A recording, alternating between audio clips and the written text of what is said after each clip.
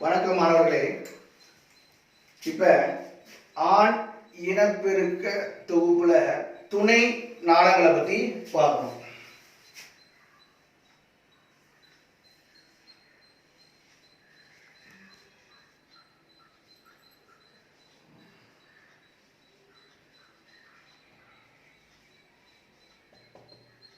துணை நாளங்கள்ல ஃபர்ஸ்ட் நம்ம பார்க்க போறது என்ன அப்படின்னு பாத்தீங்கன்னா, விந்து நேர் நுண்கால்வாய்.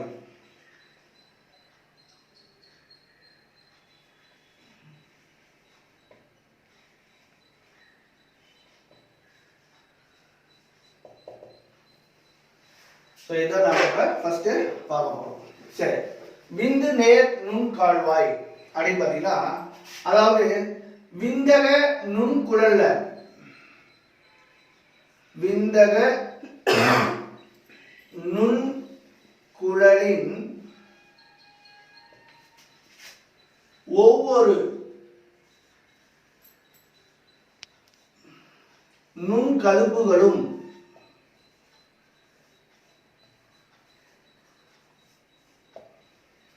குவிந்து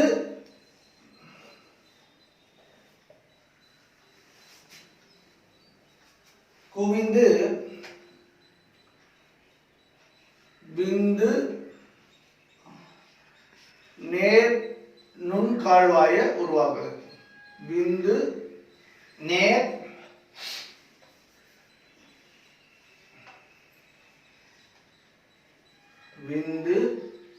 நேர் நுண்கால்வாய்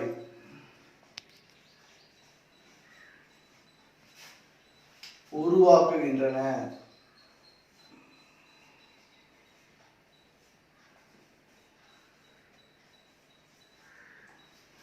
இதனுடைய பணி என்னன்னு பாத்தீங்க அப்படின்னா,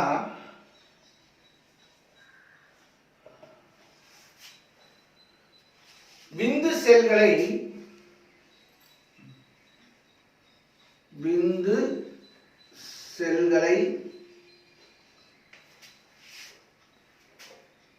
ரீட்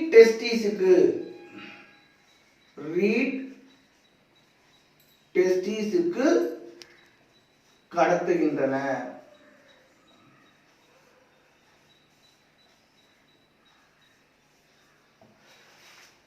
விந்தக நேர் நுண்கால்வாய் அப்படிங்கிறது விந்தக நுண்குழல்ல நிறைய கதுப்புகள் காணப்படுது, நுண்கதுப்புகள் காணப்படுகிறது.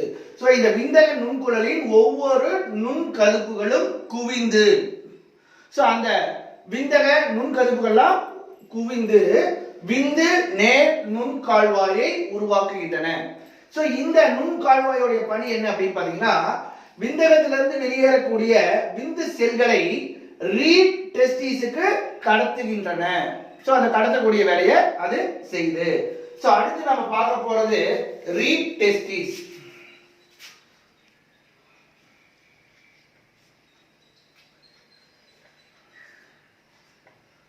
Read testis.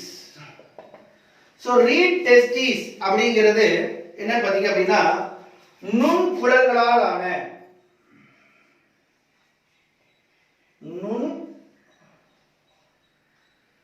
குழல்களால் ஆன வலை பின்னல் போன்ற அமைப்பை கொண்டது. வலை பின்னல் போன்ற அமைப்பாகும். அடுத்தது இதனுடைய அமைவிடம் பாத்தீங்க அப்படின்னா, எந்த இடத்துல அமைஞ்சிருக்கு? இதனுடைய அமைவிடம்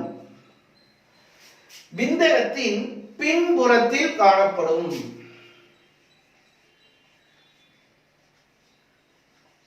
விந்தகத்தின் பின்புறம் காணப்படும்.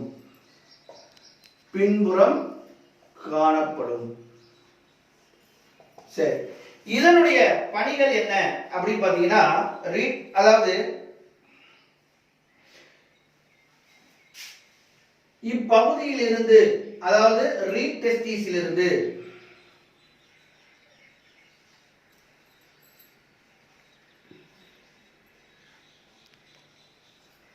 வெளியேறும் விந்து செல்களை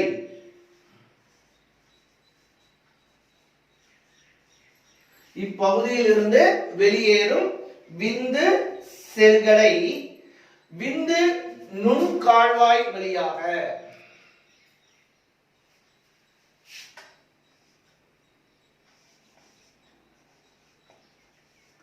விந்து நுண்கால்வாய் வழியாக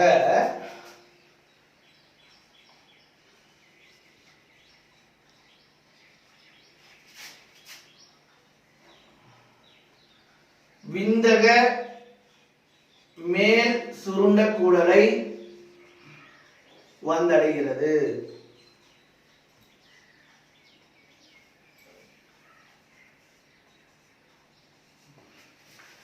அதாவது ரீட் டெஸ்டிஸ் அப்படிங்கிறது ஒரு நுண்குழல்களான, அதாவது மெல்லிய குழல், அதாவது நுண்குழல்களாலான வலைப்பின்னல் போன்ற அமைப்பை கொண்டிருக்கும்.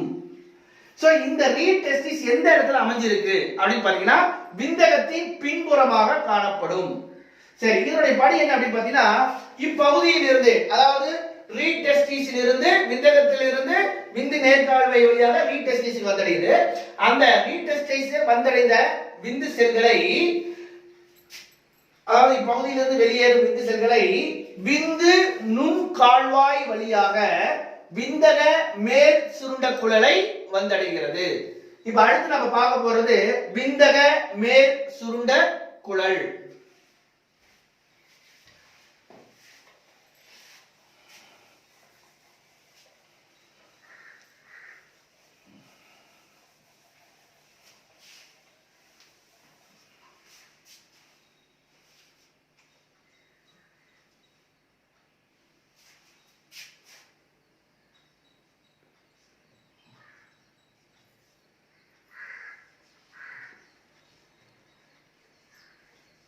விந்தக மேல் சுருண்ட குழல். விந்தக மேல் சுருண்ட குழல். சரி, இது மிக சுருண்ட குழல் ஆகும். இது மிக சுருண்ட குழல் ஆகும். இது மிக சுருண்ட குழல். சரி, இதில் 3 பகுதிகள் காணப்படுகின்றன. அதாவது இதில் முன்முனை, நடுமுனை, நடுப்பகுதி, பின் முனை. சரி, இதுல முன்முனைய என்னன்னு சொல்றாங்க அப்படின்னு பாத்தீங்கன்னா தலைப்பகுதி,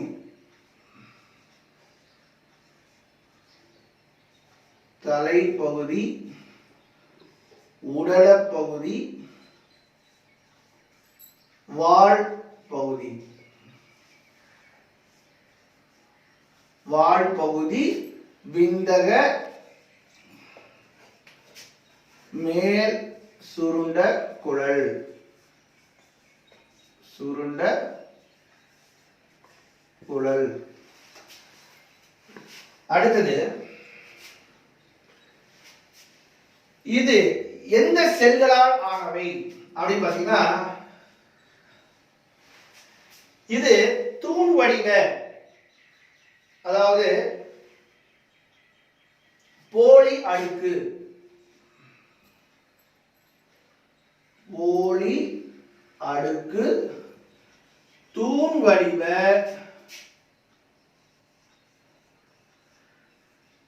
எபிதீலிய செல்களால் ஆனவை. எபிதீலிய செல்களால் ஆனவை.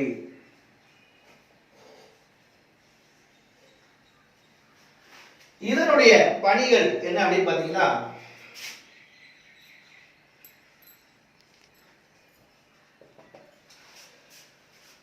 விந்து செல்களை தற்காலிகமாக சேகரித்து வைக்கின்றது.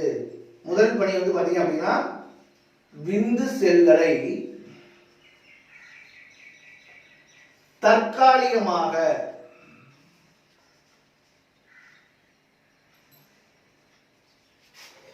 சேகரித்து வைக்கிறது.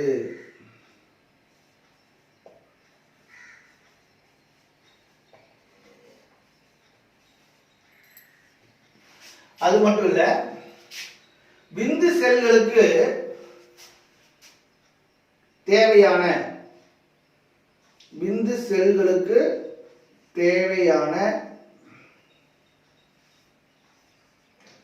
உணவூட்டத்தையும்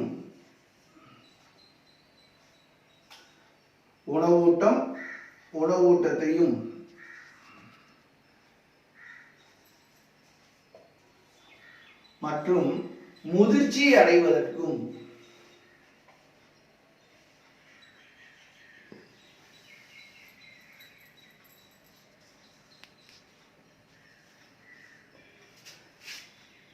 அவசியமான வேதிப்பொருள்களை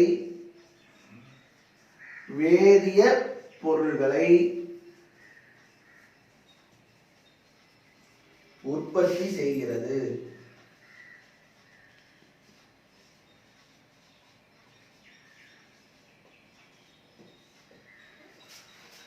மூணாவது பணி என்ன பாத்தீங்க அப்படின்னா விந்து செல்களை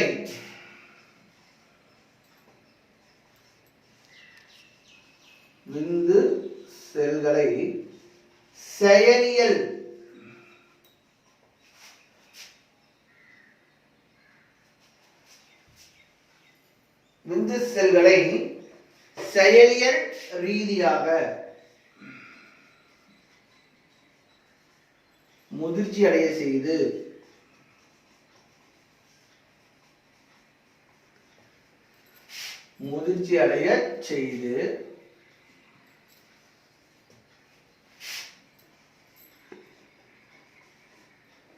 விந்து செல்களை செயலியல் ரீதியாக முதிர்ச்சி அடைய செய்து அதிக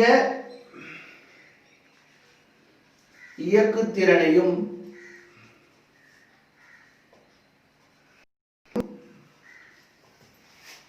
கருவுறுதல் திறனையும்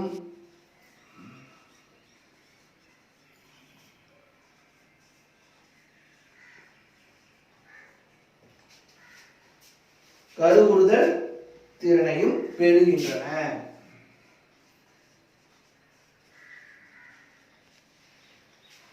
அதாவது விந்தக மேல் சுருண்ட குழல் இது மிக சுருண்ட குழல், அதிக அளவுல சுருண்டு காணப்படக்கூடிய ஒரு குழல். இதில் 3 பகுதிகள் காணப்படுகிறது. முன்முனை, நடுப்பகுதி, பின்முனை. முன்முனைய தலைப்பகுதி விந்தக மேல் சுருண்ட குழல் அப்படின்னு சொல்றாங்க. நடுப்பகுதிய உடல பகுதி,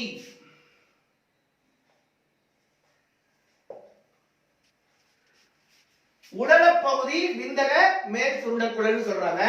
பின்முனைய வால் பகுதி விந்தக மேல் சுருண்ட குழல் அப்படின்னு சொல்றாங்க.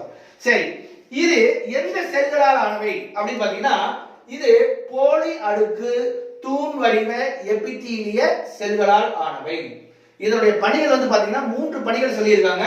ஒன்னு, விந்தக செல்களை தற்காலிகமாக சேகரித்து வைக்கின்றது. விந்து செல்களை தற்காலிகமாக சேகரித்து வைக்கிறது. விந்து செல்களுக்கு தேவையான உணவூட்டத்தையும் அது முதிர்ச்சி அடைவதற்கும் அவசியமான வேதிய பொருட்களை உற்பத்தி செய்கிறது. அடுத்தது 3வது பணி வந்து பாத்தீங்க அப்படின்னா விந்து செல்களை செயலியல் ரீதியாக முதிர்ச்சி அடைய செய்து அதிக இயக்க திறனையும் கருவுறுதல் திறனையும் பெறுகின்றன. சோ இதுதான் இதனுடைய பணி.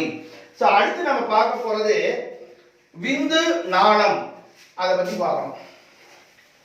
சோ 4வது என்ன பார்க்கணும் அப்படின்னா விந்து நாளம்.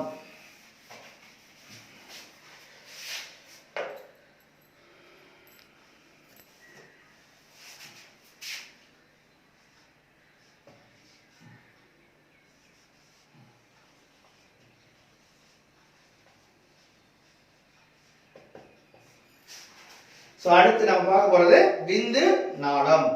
இது நீண்ட நேர்குழல் ஆகும்.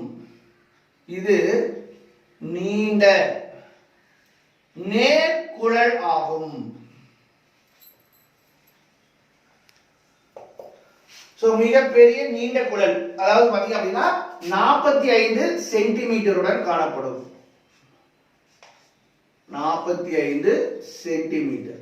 சோ அதனால அது நீண்ட நேர்குழல், அது மாதிரி சுருண்டு காணப்படாத நேர்குழல் ஆகும் அப்படின்னு சொல்லியிருக்காங்க. சரி, இது எங்க இருந்து தோன்றி எது வழியாக எதுல போய் திறக்கின்றது அப்படின்னு சொல்லி பார்க்கணும். சோ இது மேல் சுருண்ட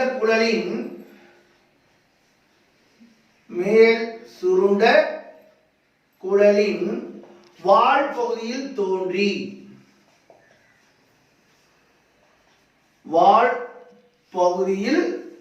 தோன்றி மேல் நோக்கி அடி வயிற்று பகுதியை அடைந்து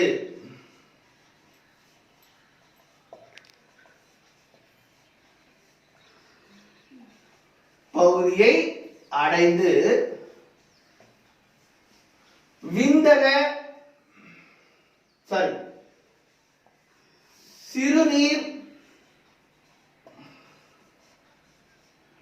வடிகுழாய் வழியாக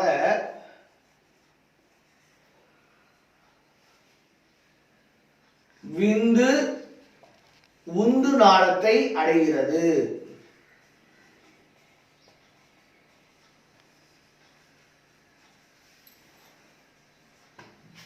விந்து உந்து நாளத்தை அடைகிறது அல்லது விந்து உந்து நாளத்தில் திறக்கின்றது.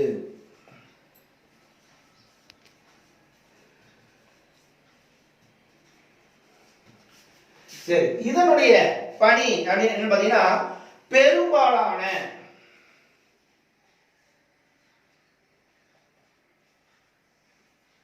விந்து செல்களை சேமித்து வைக்கும்.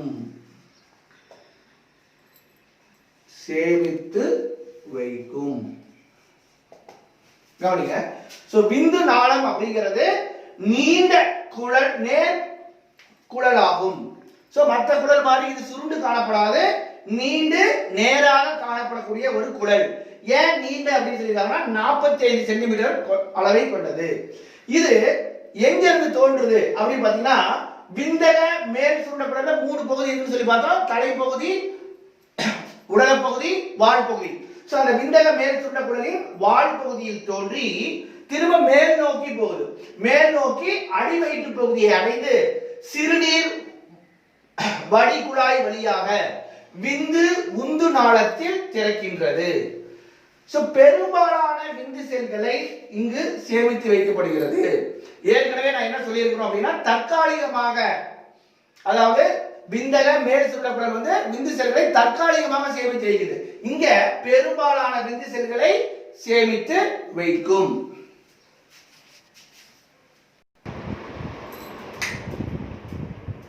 சோ அடுத்து நம்ம பார்க்க போறது விந்து உந்து நாளம்.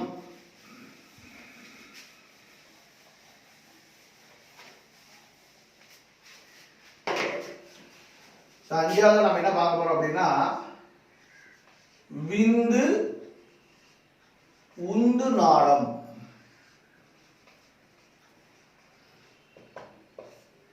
இங்க விந்து நாளம்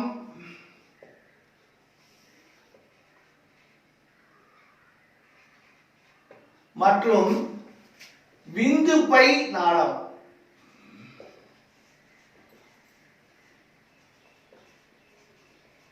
இந்த 2 நாளமும் ஒன்றிணைந்து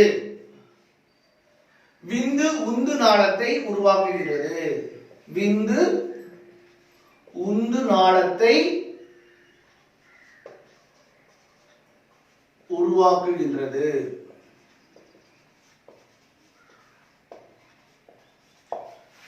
அதாவது விந்து உந்து நாளம் அப்படிங்கிறது விந்து நாளம் மற்றும் விந்து பை நாளம், இந்த 2 நாளமும் ஒருங்கிணைந்து விந்து உந்து நாளத்தை உருவாக்குகின்றது. இது புரோஸ்டேட் சுரப்பியை ஊடுருவி, இது புரோஸ்டேட் சுரப்பியை ஊடுருவி சிறுநீர் வடிகால்வாய், சிறுநீர் வடிகால்வாயின் செமினல்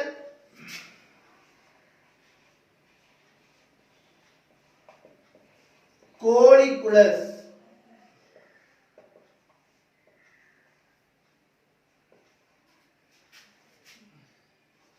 கோலிகுலஸில் திறக்கின்றது.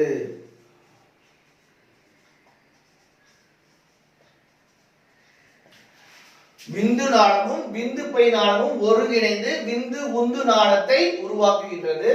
இது புரோஸ்டேட் சுரப்பியை ஊடுருவி சென்று சிறுநீர் வடிகால்வாயின் செமினல் கோலிகுலஸ் பகுதியில் திறக்கின்றது.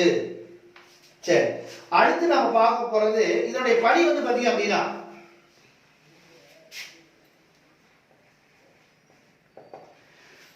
விந்து செல்களை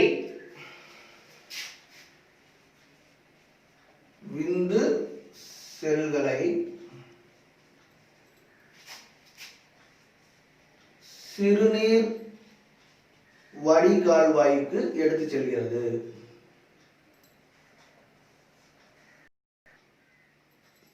கடத்துகின்றது. என்னுடைய பணி விந்து செல்களை சிறுநீர் வடிகால்வாய்க்கு கடத்துகின்றது. சோ அடுத்து நம்ம பார்க்க போறது சிறுநீர் வடிகால்வாய்.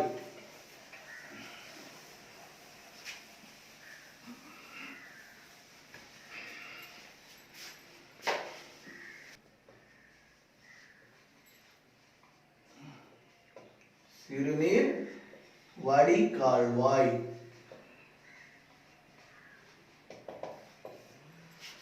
சிறுநீர் வடிகால்வாய் அப்படிங்கிறது இது ஆண் இனப்பெருக்க தொகுப்பின் முடிவு பகுதி. ஆண் இனப்பெருக்க தொகுப்பின்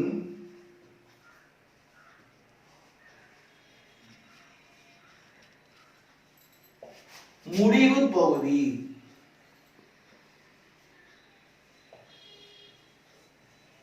முடிவு பகுதி. சரி, அடுத்தது இது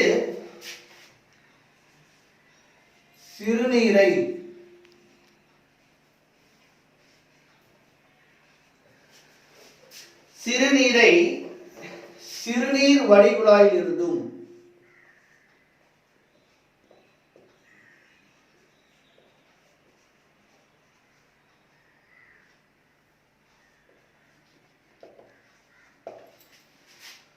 விந்து செல்களை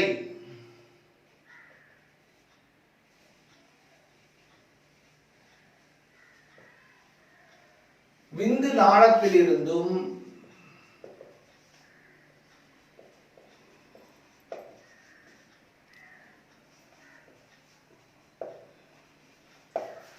சிறுநீரை சிறுநீர் வடிகுழாயில் இருந்தும் விந்து செல்களை விந்து நாளத்தில் இருந்தும் கடத்துகின்றது.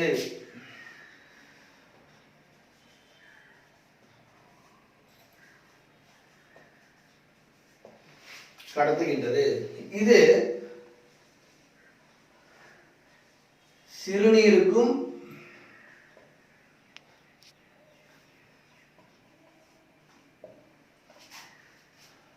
விந்து திரவத்துக்கும்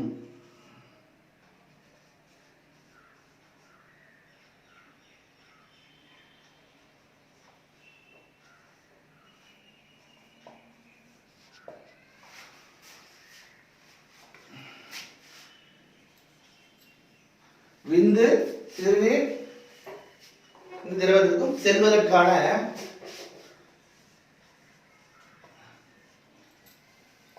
செல்வதற்கான பொது பாதையாகும்.